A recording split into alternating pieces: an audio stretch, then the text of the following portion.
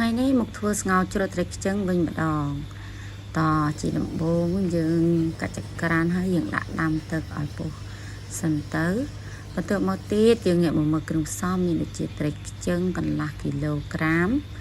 ហើយយើងប្រាប់អ្នកលក់ឲ្យគេរៀបចំជីជ្រក់ឲ្យយើងមួយសិតមានក្រូចឆ្មាមានជីវីងវងជីអាណាស្លឹកខ្ទឹមគល់ស្លឹកគ្រៃរំដេងខ្ទឹមសស្លឹកក្រូចសើចម្ទេសហើយក៏កុំភ្លេចបន្ថែមអង្ករបន្តិចហើយប៊ីមកល្មមបើមានជីហឺដាក់ជីហឺផងហើយគ្រឿងទេសមានប៊ីចេងស្ករអំបិលអីហ្នឹងហើយបន្ទាប់ពីខ្ញុំរាយរាប់គ្រឿងផ្សំហើយចាប់ផ្ដើមធ្វើតែម្ដងទៅគឺយើងចាប់ផ្ដើមយកស្លឹកគ្រៃដែលយើងបានលាងស្អាតហើយយើងយកវាមកដំឲ្យទក់បន្តិចហើយកាត់ជាកង់ខ្លីៗកុំកាត់វែងពេកតែកាលណាអ្នកទាំងអស់គ្នាកាត់វែងពេកនៅពេលដែលយើងយកទៅបង់ក្នុងឆ្នាំងសឡវាធ្វើឲ្យចងៀងចងាងពេញឆ្នាំងឬក៏អ្នកទាំងអស់គ្នាអត់ចង់ហាន់ដូចក្នុងវីដេអូខ្ញុំអ្នកទាំងអស់គ្នាអាចមូលចងក៏បានដែរហើយបន្ទាប់មកយើងយករំដេងឃើញថាវាវែងពេកកាត់វាជាពីរហើយដំរៀងឲ្យសំប៉ែតបន្តិចហើយខ្ទឹមសបើអ្នកទាំងអស់គ្នាអត់ចង់ឲ្យពេលដែលយើងដំវាលោតចេញពីជ្រុញអ្នកទាំងអស់គ្នាអាចសាកវិធីដូចខ្ញុំគឺខ្ញុំពុះជាពីរបន្ទាប់មកយើងទៅបើកគម្រប់ឆ្នាំងឃើញតែទឹកដែលបានដាំនោះពុះឡើងរំជើបរំជួលហើយចាប់ដើមបង់គល់ស្លឹកគ្រៃរំដេងខ្ទឹមសស្លឹកក្រូចសើចដែលយើងបានដំមុននឹងយកមកដាក់ចូលព្រមគ្នាមកហើយក៏កុំភ្លេចបង់រ៉ឺឌីហើយនឹងអង្ករចូលផងដែរយើងត្រូវបង់គ្រឿងទាំងអស់នឹងចូលជាមួយគ្នាតែម្ដងពីព្រោះថាពេលដែលទឹកពុះម្ដងទៀតយើងអាចបង់ត្រីចូលនេះឃើញថាទឹកពុះម្ដងទៀតហើយយើងចាប់ផ្ដើមដាក់សាច់ត្រីដែលយើងបានលាងសម្អាតនិងធ្វើស្អាតនឹងដាក់ចូលទៅដល់ពេលដែលយើងដាក់ត្រីចូលសូមកុំបិទគម្របឆ្នាំងកាលណាយើងបិទគម្របឆ្នាំងធ្វើឲ្យសម្លយើងមានក្លិនឆ្អាប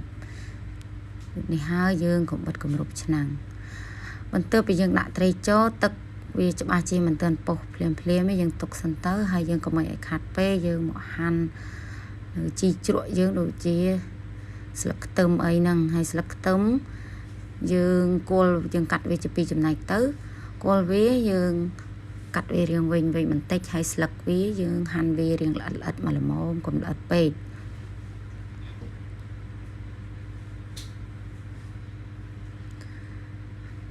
ចំពោះជាអាណាក៏យើងហាន់ដូចគ្នាដែរយើងកាត់គល់វាទៅគល់វាគឺយើងកាត់វាវែងមកល្មមដូចនឹងគល់ស្លឹកខ្ទឹមហើយចំពោះស្លឹកវាយើងហាន់ល្អិតមកល្មមដូចទៅនឹងស្លឹកខ្ទឹមផងដែរ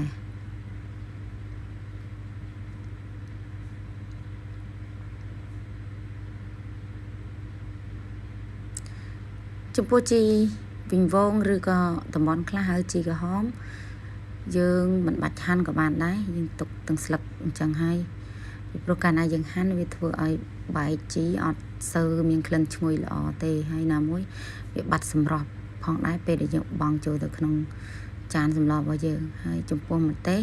អ្នកទាំងអស់គ្នាហាន់ល្អិតហើយយើងទុកដាក់នៅពេលដែលយើងលើកទៅព្រោះនៅពេលដែលយើងមានកូនតូចអីវាពិបាកនៅពេលដែលកូនយើងអត់ចេះហើយអញ្ចឹងគាត់អត់ចេះញ៉ាំទេហើយក្រោយមកឃើញថាសម្លពុះហើយយើងចាប់ផ្ដើមបង់គ្រឿងមានម្សៅស៊ុបស្ករសអំបិល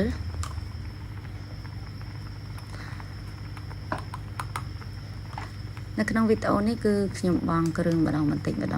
ព្រោះថាខ្ញុំខ្លាចថាយើងដាក់ច្រើនម្ដងទៅវាធ្វើឲ្យវាលើជាតិអញ្ចឹងវាអត់សូវឆ្ងាញ់មិញក្រោយគេហ្នឹងគឺរ៉ឺឌីបន្ទាប់ពីបង់គ្រឿងរួចអស់ហើយឃើញថាសម្លយើងបានឆ្អិនអស់ហើយ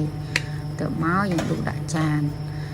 ចំពោះគ្រឿងជីជ្រក់គឺយើងអត់បង់ចូលឆ្នាំងសម្លតែម្ដងទេគឺយើងចាំតែពេលយើងដួសដាក់ចានហើយចាំយើងបង់ចូល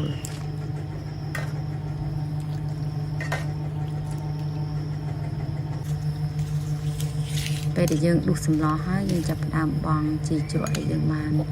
ហាន់ពីខាងដើមនឹងមក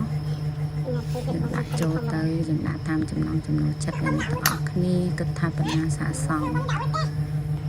បន្ទាប់ពីដាក់ជីជ្រក់រួចហើយអីហើយយើងចាប់ផ្ដើមច្បាច់ក្រូចឆ្មាជាការស្រេច